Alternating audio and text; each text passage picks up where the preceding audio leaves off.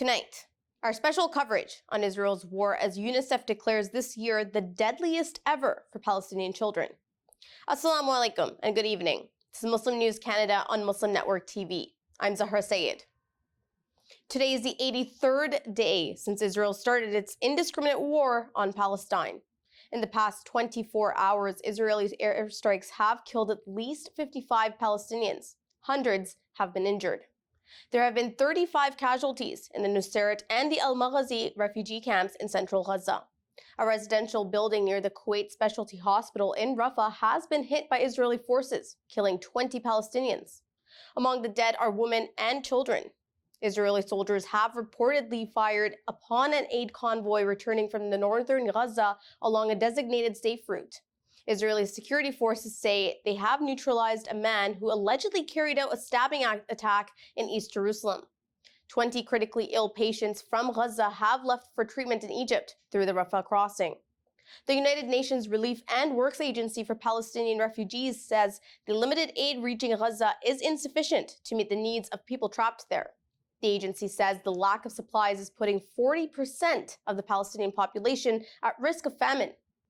Hamas delegation is set to visit Cairo to discuss Egypt's ceasefire proposal. A Palestine Red Crescent Society paramedic has detailed the humiliation faced by him during the raid at the ambulance center. He says he and his colleagues were brutally beaten by Israeli soldiers. At the time of writing, the death toll in Gaza stands at 21,507. More than 8,000 Palestinians are missing or buried under the rubble. Israel's incessant bombardment of Gaza has left 55,915 injured. Israel's revised death toll stands at 1,139. Israeli police have arrested a 35-year-old settler for desecrating a historic Muslim cemetery in East Jerusalem. The offender, who is being described as unbalanced, hung a donkey's head on one of the graves of Bab al-Rahma cemetery. The graves of notable companions of the Prophet Muhammad, peace be upon him, are in the cemetery. Another suspect allegedly involved in the incident has been taken into custody. The Jerusalem Governor's Office and the Waqf Islamic Affairs Council are condemning the desecration. The cemetery is near the Al-Aqsa Mosque compound, a site holy to both Muslims and Jews. As Israel's war continues, the mosque has been a focal point of Palestinian-Israeli tensions. UNICEF has labeled this year as the deadliest ever for children. This is largely due to a surge in violence in the Palestinian territories since Israel started its war in October. In the past 3 months alone, Israeli forces have killed over 8,663 Palestinian children in Gaza. On the other hand, the child casualties in the West Bank have reached an alarming level this year. 83 children have been killed in the past 12 weeks. The figure is more than double than last year's toll. Many Palestinian children are currently detained by Israeli forces. UNICEF's regional director for the Middle East and North Africa says another 576 children have been injured. She says UNICEF strongly emphasizes the children's right to safety and life. She's calling for an end to violence to ensure the Palestinian children are not targets of Israeli forces. The Israeli army is taking responsibility for an airstrike that killed numerous Palestinians in Gaza on Christmas Eve. The incident occurred in the Maghazi refugee camp. The Israeli army says it regrets the incident. The airstrike started late Christmas Eve and continued into Christmas Day, killing 70 people. Hamas condemns the incident. The militant group is calling it a, quote, horrific massacre and a new war crime. Despite a disturbing Palestinian death toll, the head of the Israeli armed forces, Herzi Halevi, says hostilities will continue for, quote, many more months. Over 1.9 million Palestinians have been internally displaced since the conflict began. Israel is blocking most of the aid from entering Gaza. This is resulting in critical shortages of water, fuel, food, and medicines. In a powerful Christmas sermon, the pastor of the Evangelical Lutheran Church in Bethlehem has criticized the hypocrisy of the Western leaders' response to Israel's war. During the sermon, Reverend Munther Isaac said both Muslims and Christian Palestinians are facing the same plight under Israeli occupation. He's calling for accountability for the lives lost. He is also urging for global solidarity with Palestinians. Pastor Isaac has expressed his disappointment in the world's complicity and silence. He highlighted the cancellation of Christmas celebrations in Bethlehem due to the humanitarian catastrophe in Gaza. Pastor Isaac has condemned the violence inflicted on children in the region. He is calling Christians worldwide to challenge their government's stance on Israel. The pastor says remaining neutral means empowering the oppressor.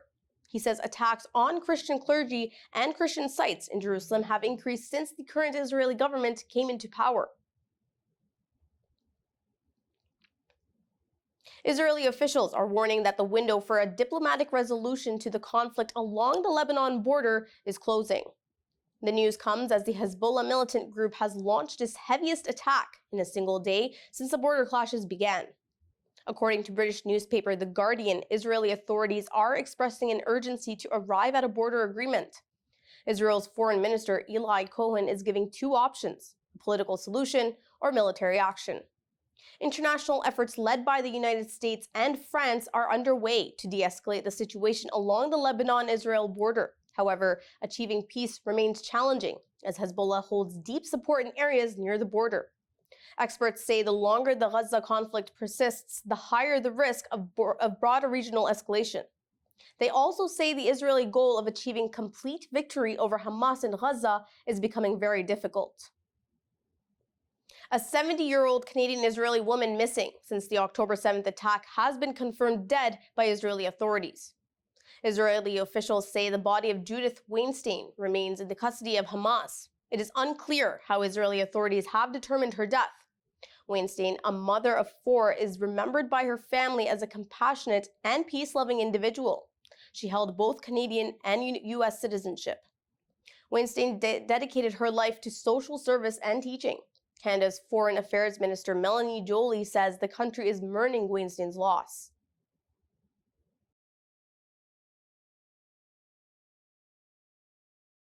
The Union of Medical Care and Relief Organizations held a press conference today in Mississauga, Ontario, to highlight the humanitarian catastrophe in Palestine. The conference follows a meeting with the Prime Minister's office. In the meeting, more than 3,000 Canadian physicians demanded a permanent and immediate ceasefire, protection of all civilian life, and guaranteed humanitarian access. The Union of Medical Care and Relief Organizations is a Canadian non-profit humanitarian organization. It supports health-related needs and well-being of people and communities affected by crises. It works to reduce human suffering in partnership with Action for Palestine. Action for Palestine is a coalition of healthcare workers, experts, and volunteers working to advocate for justice for Palestine.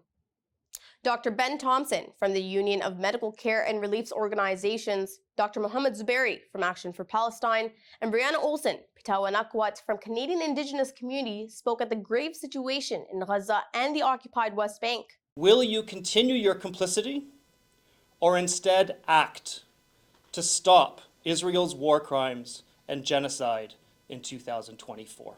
The speakers expressed concern about the ongoing bombardment, abductions, field executions, and the rising number of death toll, including child casualties.